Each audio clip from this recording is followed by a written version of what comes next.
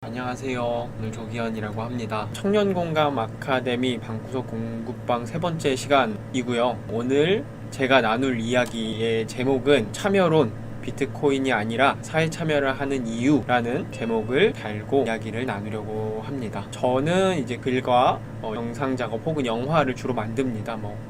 그런 예술가로서 작업을 하는 게 저는 한편으로 제가 시민으로서 의견을 내고 그것으로 이 사회가 조금 더 변했으면 좋겠다라는 의지와 맞닿아 있고, 그런 작업과 사회 참여가 그렇게 떨어져 있지 않은 일들을 주로 하는 것 같습니다.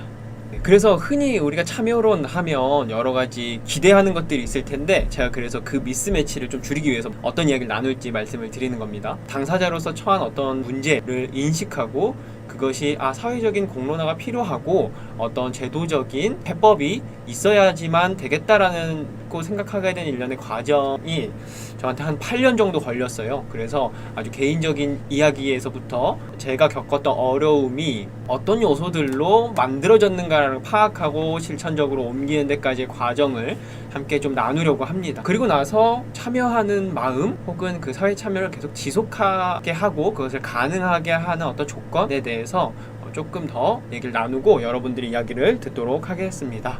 진행 순서가 이렇게 이야기를 나눠보려고 합니다. 아까 말씀드렸던 것처럼 하나의 문제를 정의하고 어떤 실천적인 과정으로 옮기기까지의 과정을 첫 번째, 개인의 운명에서 사회적 책임으로 라는 이름으로 달아봤는데요. 그래서 청년 문제도 들어가 있고 돌봄에 대한 이야기도 중심적으로 좀 들어가 있습니다. 그리고 두 번째는 더 나은 사회를 만들기 위해 필요한 것들인데, 우리가 지속 가능한 참여를 위해서 어떤 마음이 필요한가라고 해서 몇몇 학자들의 의견을 좀 차용해서 이야기 나눠보도록 하겠습니다. 그리고 이거는 이제 제가 행정과 함께 뭔가를 해보려고 하는 시도들이 있어서 이런 역할들을 했거나 하고 있습니다. 그리고 이제 제목에 들어간 이제 비트코인이란 뜬금없을 수 있어서, 비트코인이란 말이 왜 들어갔느냐, 동창들이 모였는데 이제 비트코인 이야기를 한창 하더라고요. 그래서 제가 조금 더 사회적 이슈를 얘기하고 하려고 하면 이런 얘기를 합니다. 네가 좀 어린 시절에 트라우마가 좀 있니? 아니면 좀 뭔가 관심을 받고 싶니? 왜 굳이 뭔가 계속 바꾸려고 하고 참여하려고 하니? 라는 질문을 합니다. 그래서 제가 그런 질문을 받을 때마다 계속 고민이 됐어요. 친구한테 그렇게 얘기했죠. 너 비트코인 왜 하니? 지금 그냥 이대로 가만히 있어서 안 될 것 같아서, 너의 미래가 안 될 것 이러면 안 될 것 같아서 그러는 거 아니니? 그런 동기라면 내가 사회 참여하는 거랑 똑같아. 이렇게 말을 했어요. 근데 그랬더니 고개는 끄덕여 주더라고요. 청년들이 왜 주식 투자를 하냐는 것을 좀 이렇게 분석했던 이제 경향신문의 자나세 보고서 한 파트를 인용하면 뭐가 제일 많냐? 내 집 마련과 노후 자금 마련입니다. 단지 삶의 안정성, 내 삶이 조금 더 미래의 안정이 보장됐으면 좋겠다라는 마음으로 이런 투자라는 행위의 동기가 된다는 것이죠. 동기는 제가 사회 참여를 하는 거랑도 아주 유사하지 않나라는 생각을 해서 오늘 지금의 제목이 나온 것 같습니다. 사회 참여에 대해서 말씀을 이제 드리려고 하는데요. 제가 사회 참여를 하면서 생각하는 4가지의 어떤 정의입니다. 사회 참여는 더 나은 공동체, 지금은 이러면 안 돼 라는 문제의식이 있다면 그것을 전환할 수 있는 계기를 만들어서 더 나은 공동체를 위해서 실천하는 것이다. 그리고 사회 참여는 모두가 잘 살기 위한 방법을 한번 고민해보는 것이 사회 참여다. 그리고 또 하나는 자기 존중의 하나의 방식이지 않을까 라는 생각도 합니다. 그리고 무엇보다 사회 참여는 굉장히 구체적인 것이라는 생각이 듭니다. 구체적인 타인, 구체적인 문제, 구체적으로 눈앞에 있는 것이라는 감각을 잃지 않는 것이 제가 또 사회 참여의 하나의 성격이지 않을까라는 생각도 해보았습니다. 일단은 저는 이제 이런 책을 하나 냈습니다. 아빠의 아빠가 됐다라는 책이고요. 이 책을 쓴 문제의식은 아버지를 버리지 않으면서, 그렇다고 아버지의 삶을 단순히 관리하는 수준에만 머물지 않으면서 내가 원하는 삶을 살아갈 수는 없을까? 라는 고민이고 질문이었습니다. 저와 아버지 단둘이 이제 초등학교 때부터 살기 시작해서 성인기까지 같이 살았는데요. 제가 이제 20살이 되던 해에 아버지가 당뇨 합병증으로 쓰러지게 됐습니다. 이제 제가 20살이 되고 이것저것 청년기에 해볼 만한 여러 가지 배움이나 혹은 도전이나 이런 것들은, 여러 가지 시도들은 좀 해보지 못한 채 아버지를 돌보는 일, 내가 돈을 벌어야 되는 일에 좀 더 집중을 했던 것 같아요. 진로 이행과 하고 싶은 것과 아버지를 돌보는 일이 충돌하면서 양자일택을 하고 하나를 버리지 않는 상황들을 약 9년 정도 겪었던 것 같습니다. 내가 원하는 삶 살면서도 아버지를 버리지 않고 아버지를 인간다운 삶을 살 수 있게 할 수 없을까라는 생각이 들었습니다. 20살에 갑자기 전화를 받은 게 기억이 납니다. 아버지가 응급실에 쓰러져 있다. 연대 보증인을 서야지 아버지가 입원해서 치료받을 수 있다. 중환자실에 얼른 들어가야 된다. 곧 죽을 수도 있다 라고 말을 하면서 뭔가 서류를 딱 받아듭니다. 만 24세 사람들이 사인을 할 수 있더라고요. 그러나 이제 아버지의 보호자는 유일하게 저밖에 없고, 저는 이제 만 19세밖에 안 됐고, 연대보증은 설 수 없으니까 아무나 어른 데리고 오라고 하고, 돌봄의 위기의 한계를 경험했던 첫 번째 경험인 것 같습니다. 보통 일과 어떤 일상과 돌봄은 양립하기가 쉽지 않습니다. 이제 돌봄이나 아픔이 어떤 상황인지 우리는 굉장히 터부시해왔고, 건강이 제일 중요하고 웰빙이 제일 중요하다고 말해왔던 사회에서 갑자기 돌봄을 하게 되고 아픔을 경험하게 되면 혼란이 가중될 수밖에 없죠. 어떤 사회적인 지원, 함께 사회가 할 수가 없는 상황에서는 시간, 감정적인 혹은 체력적인 혹은 금전적인 것들이 계속 소진될 수밖에 없는 상황이죠. 그런 것들이 다 합쳐서 어떤 돌봄 위기 상황이라는 것이 한 개인에게 도래하는 것이 아닌가라는 것을 좀 정리해봤습니다. 제가 어느 순간에 내가 버리고 어디 도망가야 되나? 라는 생각도 계속 들었을 때 제가 다시 회개할 수 있었던 동기, 이제 제 스스로 얻게 된 답이, 아버지가 사회적 약자이기 때문에 내가 함께 더불어 살려는 건 아닐까? 이 사회에서 아파서 소외되고 일자리를 잃어서 소외된 어떤 중장년 남성과 더불어 살기 위해서 노력했던 시간들이 아닐까라는 생각이 들었습니다. 그런 의미에서 나는 효자가 아니라 나에게 적합한 말은 시민이다 라는 말을 좀 떠올렸던 것 같습니다. 이제는 스스로 뭔가 이거는 개인의 문제로만 둘 건 아니다, 이거는 사회적 문제로 이야기해 볼 필요가 있고, 그리고 지금까지 해왔던 게 왜 해왔던 나의 노동이 인정되지 않는 이유에 대해서 한번 되물어봐야 되겠다. 근데 이제 이거를 진짜 이제 정책의 영역에서 뭔가 해볼 수 있는 언어로 가다듬으려면 뭐가 필요할까라는 생각이 또 한편 드는 거죠. 나는 청년이 아니야. 왜냐면 나는 대학을 나오지도 않았고, 뭐 학자금 대출 받아서 힘든 것도 아니고, 사실 나는 뭐 취업난에 시달리지도 않았어. 뭐 내가 공장을 가겠다 혹은 건설 일용직을 하겠다라고 하면 나는 바로바로 다음날 일할 수 있었거든. 그래서 나는 거기다가 나는 아픈 가족도 돌보고 있는 그냥 가장이어서 내가 뭐 이렇게 혹은 청년 정책에서 대상으로 삼는 청년은 나는 아닌 것 같아 라는 생각을 굉장히 오래 갖고 있었습니다. 나는 아니지라고 생각했던 것이 일면적인 생각만 했구나, 단편적으로만 생각했구나, 맞아, 나도 청년이야 라는 생각을 좀 하게 됐습니다. 그래서 이제 나와 같은 상황을 한 번에 딱 보여줄 수 있는 언어가 뭐가 있을까라는 생각을 하면서 좀 다양한 책을 읽었던 것 같습니다. 간병살인이라는 책을 좀 읽었어요. 간병살인은 이제 간병 스트레스를 못 이기고 살인을 저지른 것이고, 이 책은 그 가해자들에 대한 기록을 따라가서 인터뷰를 한 르포집입니다. 한번 앞에만 살짝 읽어보겠습니다. 겐타처럼 젊은 나이에 간병에 몸담고 있는 어린이나 젊은이를 영케어러, 청년 케어러, 청년 간병인 등으로 부른다. 일본에서는 그 실태가 잘 알려져 있지 않다. 그래서 잠깐 이제 영케어러 얘기가 나왔는데, 이거는 이제 최근에 이제 나온 자료들을 종합해서 얘기를 하는 겁니다. 나왔기 때문에 잠깐 이 용어에 대해서 설명을 더 하겠습니다. 그래서 영케어러는 말 그대로 이제 어린 돌봄자이고요. 만성적인 질환이나 장애, 정신적인 문제 혹은 알코올이나 약물 의존 등을 가진 가족을 돌보는 18세 미만의 아동이나 젊은이를 가리키고요. 이런 문제가 비단 청소년 시기에만 국한되는 문제는 아니겠죠. 도대체 이거를 그럼 어떻게, 이제 내가 영케어러라는 말은 알았어. 이제 청년과 돌봄, 단순히 이제 돌봄이라는 문제가 중장년 노인만의 문제가 아니라 청년, 청소년들까지도 겪게 되는 문제라는 건 이제 알겠는데 이걸 어떻게 찾지? 라는 생각이 들었습니다. 어떤 세상을 설득하는 데 있어서 데이터를 좀 얘기해야 되지 않을까라는 생각에 이것저것 검색을 해봅니다. 이 청년과 돌봄 문제를 찾아볼 수 있을까라는 생각으로 계속 하다가 제가 하나의 단어를 찾게 됩니다. 한국에서는 돌봄 문제가 벌어지는 걸 가족부양 위기라고 부르면서 정책의 대상으로 대응하기도 하는구나 라는 걸 깨닫게 됩니다.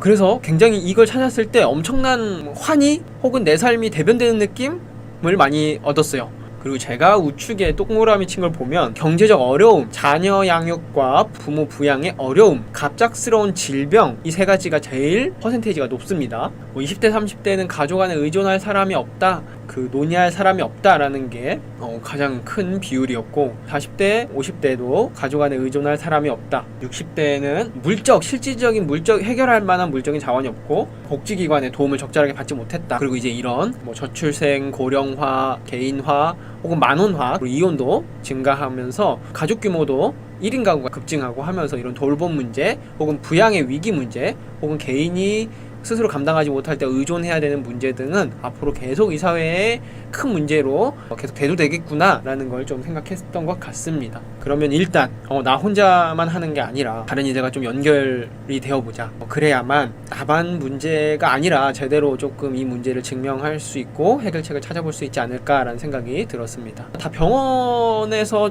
진료받고 그 옆에서 수납창구에서 막 수납하고 있고 이렇게 아픈 가족을 이렇게 부축하고 있는 청년들이 있으면 내가 명함을 만들어 줘야 되겠다라는 생각이 들어서 지나가는 사람한테 명함들을 이렇게 나눠줬습니다. 굉장히 많은 사람들한테 거절이 당하거나 연락이 오지 않거나 이런 걸 경험하면서 이 문제를 문제라고 정의하는 것이 사회적으로 확대되지 않았구나, 다른 사람도 그 과정을 얼마든지 거칠 것이라고 생각하고 내가 먼저 이런 이야기를 해봐야 되겠다라고 생각을 조금 들었던 것 같습니다. 또 한편 이렇게 이거 이제 오마이뉴스에 제가 연재했던 건데 책을 내고 나서 그래도 나도 책을 읽었는데 나도 똑같은 청년 보호자다, 영케어러다, 그리고 나도 이야기를 나누고 싶다라고 하는 분들이 조금 나타나서 이렇게 조기현의 영케어러라고 해서 이런 연재도 하면서 6회 정도로 마감을 했지만, 누군가 아플 때 그것을 온전히 다 짊어져야 된다는 것에 대한 문제는 이 사회 모든 구성원들이 다 겪을 수 있다라는 것을 얘기하고, 이 정의된 문제를 다른 사람도 읽고 자신의 이야기를 좀 할 수 있게 하자라고 생각이 들었습니다. 일단은 내가 하는 어떤 일, 나를 규정하는 일이건 내가 하고 싶은 일이건 그것과 가족 돌봄은 어떤 병행하기 어렵죠. 사회 서비스를 이야기할 때 가장 많이 나오는 것, 있으나 몰라서 이용하지 못하는 경우도 굉장히 많았고요. 그리고 고령화되고 있지만 노인뿐만이 아니라 건강 격차라고 해서 경제적인 수준별로 건강에 대한 격차도 엄청 심하고, 그리고 아픔이나 혹은 정신질환, 치매 이런 것들을 굉장히 터부시해서 치료 시기나 대응 시기를 놓치면서 조금 일찍 아프거나 산재도 굉장히 많기 때문에 산재로 사망하지 않고 살아남은 사람들의 어떤 이야기에도 돌봄이라는 문제가 빠질 수 없는데요.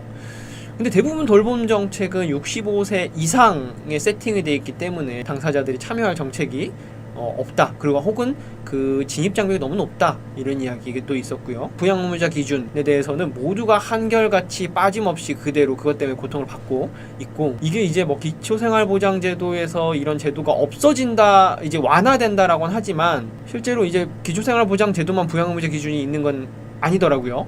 최근에 이제 서울시에서는 청년희망 2배 통장 같이 청년 자산 형성 지원 사업에서도 몇 년 얼굴을 한 번도 보지 못한 부모의 서명을 받아오라거나 이런 요구를 하면서 부양의무자 기준이 여전히 금전적인 지원을 할 때 가구 단위의 책임과 권한을 가구에서 해결하는 것을 우선으로 한다는 걸 좀 느끼게 되는 것 같습니다. 이 돌봄이라는 상황이 벌어졌을 때 그 다음에 어떤 스텝이 있는지, 이게 만성화됐을 때 무언가를 감당해야 되는지 아무도 알려주지도 않는다. 근데 막상 돼보면 다 비슷하다, 경험이. 이런 게 하나 있었고요. 그리고 아픈 사람이 만약에 요양원이나 요양병원 이런 데 가지 않는다면 병원이나 행정적인 처리를 계속 해야 될 텐데 주로 낮 시간에 하죠. 그러면 가정 내에서 잘 더불어 살려고 하다가도 내 직장이 위협이 되고 내가 계속 그 시간을 빼야 된다면 그것이 힘들 수밖에 없습니다. 같이 병행하기가. 이런 문제도 공통적으로 겪게 되는 문제였고요. 그리고 대부분 청년들이 주거빈곤에 시달리고 있습니다. 보통 원룸이나 아주 작은 집인데 어느 날 갑자기 아픈 가족을 전적으로 돌봐야 될 때 그 주거 환경, 사람을 돌보는데도 적합하지 않고 공간도 너무 적고 좁고 턱도 너무 높고 이런 것들이 사실은 이제 한 개인이 간신히 뭔가 생활하기에도 적합하지 않은 환경들에 있으면서 누군가를 돌보고 싶다라는 마음이 있을 때 겪게 되는 실제 물질적인 뭔가 한계 같은 게 이제 바로 주거에서 많이 오고요. 그리고 돌봄 파산, 간병 파산 이런 말들이 있어요. 내가 지금 당장에 이걸 계속 하느라, 돌봄을 하느라 돈을 못 모아놓고 있어. 그렇다면 어떻게 하지? 라는 생각, 내 노후는 어떻게 해야 되지? 라는 생각을 계속 하게 되기도 합니다. 그리고 돌봄이 끝난 이후 조금 더 파트타임으로 일하거나 내가 혹은 일을 안 하고 좀 전적으로 몇 개월 돌봤을 때 그 이후에, 그러니까 당사자가 요양원이나 요양병원에 들어갔을 수도 있고 혹은 이제 죽음을 맞이했을 수도 있겠죠. 이런 문제의 사회 참여에 대한 것. 그러니까 돌봄이 이건 여러 가지를 문제에 함의하고 있을 텐데, 돌봄을 하면 왜 사회와 단절돼야 되느냐, 왜 경력이 단절돼야 되느냐가 하나 있을 테고, 동시에 왜 사회의 진입을 더 쉽게 하는 제도적 장치가 없느냐, 뭐 이런 고민이 함축되어 있을 것 같습니다. 그래서 이런 것들 1대1로 대응되는 이제 이야기들을 하게 되는 것이죠. 해결책으로. 그래서 요거는 돌봄 서비스 양이 늘어나야 되고, 그리고 구체적인 가족 돌봄 혹은 돌봄에 대한 정책이 세공되고 양쪽으로 늘어날 필요가 있고, 청년에 대한 관계망 지원도 최근에 이제 서울시에서 저도 이제 경험을 했던 정책인데, 그런 것처럼 이런 돌봄 상황에서도 이제 관계망 형성 혹은 자기 존중을 할 수 있게 여러 가지 정보나 이야기들로 자신이 어떤 상황인지 비춰볼 수 있게 하는 관계 형성 지원 혹은 심리 지원, 그리고 어느 날 갑자기 벌어져도 당황하지 않게 그런 상황들을 같이 좀 도와주고 해석하는 케어 플래너 혹은 케어 매니저의 역할, 그리고 이제 아픈 사람 모두가 받을 수 있는 돌봄 정책, 돌봄 서비스, 그리고 무엇보다 이제 개인 중심으로 어떻게 할 것인가 이 문제, 그리고 낮 시간에 이제 일하는 것에 방해받지 않고 그런 아픈 당사자가 겪게 되는 문제를 어떻게 풀 수 있을까를 이제 방문 진료나 혹은 병원 동행 서비스 같은 것들을 어떻게 활성화하느냐, 그리고 주거 환경 개선, 뭐 손잡이라도 하나 달아준다거나, 이제 커뮤니티 케어 시범 사업 정책으로는 그런 것들이 이루어지고 있습니다. 달아준다거나 하거나, 혹은 주거 지원 같은 것들, 장애인 탈시설 같은 정책에서 필수적으로 이제 탈시설에 벗어나서 이 돌봄 필요한 사람이 주거 지원을 받는 것이 들어가 있죠. 이런 식으로 돌봄과 주거를 연결해서 해결책을 모색하는 것, 그리고 이제 돌봄 이후에 사회 참여 과정에 필요한 것들을 좀 구체화해보는 것, 이런 식으로 조금 어떤 정책에서 우리가 필요한 것들을 한번 정해보자 라고도 이야기를 해볼 수 있었습니다. 이제 두 번째 순서입니다. 더 나은 사회를 만들기 위해 필요한 것들이라고 제가 거창한 제목을 달았는데, 사실은 이제 앞에서 계속 이야기하는 동력, 동기, 문제의식에 대한 설정, 뭐 이런 것들을 다른 사례를 가지고 조금 제가 최근 읽은 책을 가지고 조금 설명드리려고 합니다. 책에 나온 한 사례를 조금 더 나누려고 합니다. 그래서 리처드 세넷이라는 사회학자의 투게더라는 책입니다. 현대 사회가 굉장히 복잡해졌고 다양한 이해관계를 가진 사람들이 살아가는데 어떻게 하면 지속적인 참여와 협력이 가능하냐 탐구하는 책입니다. 마지막 챕터가 이 자리에서 한번 나눠봐야 되겠다는 생각이 들었습니다. 사회 참여를 지속할 수 있는 어떤 내면의 힘은 무엇인가, 어떤 구조를 띠고 있나 라는 질문으로 함축해 볼 수 있을 것 같습니다. 카브리니 그린이라고 하는 이제 미국의 공공주택 단지가 있습니다. 공공주택 단지지만 도시계획자들이나 행정가들의 어떤 구체적으로 해결하고자 하는 목적에 의해서 만들어졌어요. 백인과 흑인의 갈등을 어떻게 조화시킬까, 인종 갈등을 어떻게 조화시킬까라고 고민을 하다가 조금 백인 이민자들도 살고 흑인들, 가난한 흑인들도 살 수 있는 어떤 공공주택 단지를 만들자, 그렇게 해서 만들어진 게 카브리니 그린이에요. 근데 실제로 이제 그렇게 막 다 들어가서 살라고는 했지만 어떻게 그 인종 갈등을 해소해야 되는지 아무런 도움이 없었던 거죠.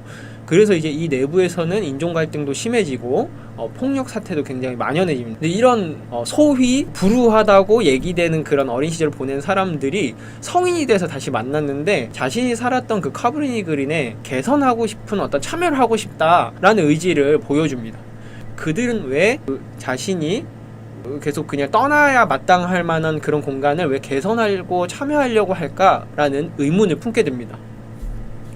그렇게 해서 이 리차드 세넷이 이제 탐구하기 위해서 세 가지의 키워드가 사기, 그 다음에 확신, 협력이라는 세 개의 키워드였어요. 이 공동체를 함께 개선해 나가려는 의지가 없는 건 사회에 참여하는 것을 저해하는 하나의 요소다. 사기가 저하되는 문제를 해결하는 방법이 두 가지 정도 있는 것 같다라고 이야기를 합니다. 하나는 내가 어디에 소속돼서 계속 조직 안에서 뭔가 수행하는 것이 성취감을 느낄 수도 있기 때문에 소속감은 하나의 방패가 될 수 있다. 다른 방법으로서 이제 지역에 참여하고자 하는 사람들을 보는 거죠. 그들을 보면 애도하는 시간이 있었다는 겁니다. 이 문제는 존재하는 거야 외면하지 않고 받아들이고 그 이후에 앞으로 나아가려고 하는 욕구가 하나의 애도의 과정이고, 그래서 이제 그 지금부터 프로이트의 후기 정신분석 이론을 가지고 상황들을 설명을 합니다. 그래서 이 애도는 사실은 이제 과거에 내 문제가 존재한다는 것을 인정했고, 그리고 앞으로 나아가겠다고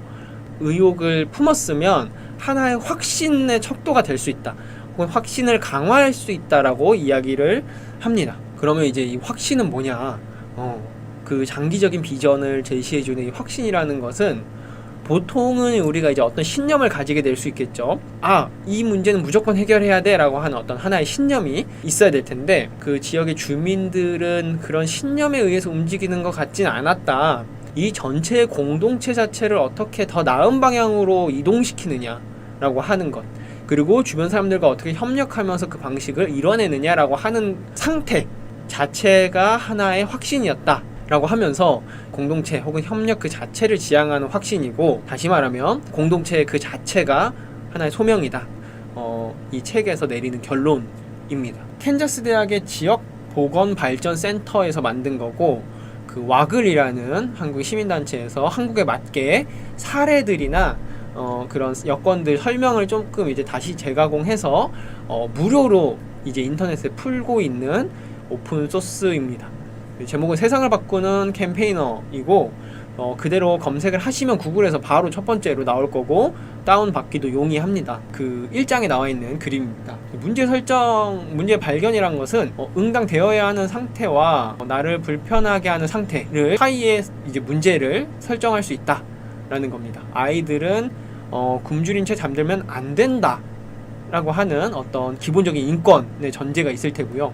그러나 지구상의 아이들은 4분의 1이 굶주린 채 잠자리에 든다 라고 하는 문제, 이 양극단에서 이제 문제 상황이 발견이 되는 것이고, 이를 위해서는 우리가 어떤 현실을 느낄 수 있는 감수성이 굉장히 필수적이겠죠. 그리고 나서 이제 쭉 이제 이 문제를 어떻게 발전시키냐가 이제 글로 쓰여져 있는데, 또 도표가 하나 가져온 건 뭐냐면, 해결해야 되는 거대한 문제는 알겠지만 그럼 그걸 해결하기 위해서 구체적으로 하나하나 어떤 것이 필요하느냐, 우선순위를 어떻게 정할 거냐라는 그런 표도 그 말씀드린 책의 1장에 있습니다. 문제 선정을 위한 분석틀인데요. 우선순위를 한번 정해보자. 그래서 그 문제가 얼마나 자주 일어나는가, 그래서 얼마나 많은 이들이 그 문제 때문에 영향을 받는가, 그 사람들은 얼마나 오랫동안 그 영향을 받는가, 그 문제가 미치는 영향은 얼마나 심각한가, 나와 동료들이 그 문제를 인식하는 것이 얼마나 중요한가. 그러니까 이거는 같은 문제에 공감해서 사람들이 모였을 때 우선순위를 조금 수평적으로 같이 나눌 수 있도록 우리가 어떤 것을 우선순위로 생각하느냐라는 걸 좀 체크해 볼 수 있는 체크리스트겠죠. 우리 동료들 외에 다른 사람들이 그 문제를 인식하는 것은 얼마나 중요한가, 혹은 어떻게 인식하고 있는가, 그리고 우리가 그 문제를 해결하거나 유의미하게 호전시킬 가능성은 얼마나 되는가, 실질적으로 타진해 볼 수 있는 어떤 현실 가능한 스텝들을 꼽아 보겠죠. 하나하나 어떤 문제 가지고, 그리고 그 문제를 풀 때 수반되는 부작용은 없는가, 혹은 다른 이해관계자들의 반발은 없는가. 저 같은 경우는 그 책에서도 이제 구체적인 문제 설정을 하고, 그 다음에 관련된 이해 당사자도 만나보고, 이해관계자도 파악하고, 대안적인 정책도 조사하고, 근거자료도 파악하고, 구체적인 플랜을 구상하고, 그것들이 행정에 제안하거나 어떤 사람들을 만나거나 구체적인 실천으로, 변화를 위한 실천으로 가는 이 4가지 단계가 대표적으로 이제 사회 참여를 하는 단계라고 좀 크게 뭉뚱그려서 얘기할 수 있을 것 같은데요. 오늘은 이야기는 여기까지 준비했습니다. 그래서 제가 조금 앞전에 이야기 드렸던 조금 생소한 것들, 사회 참여는 어쩌면 자기 존중의 한 방법이고, 우리한테 필요한 것은 공동체 그 자체를 소명으로 소진되지 않고 참여하는 것이 아닐까, 이런 이야기를 최종적으로 나누고 싶었습니다. 네, 감사합니다. 여기서 마치겠습니다.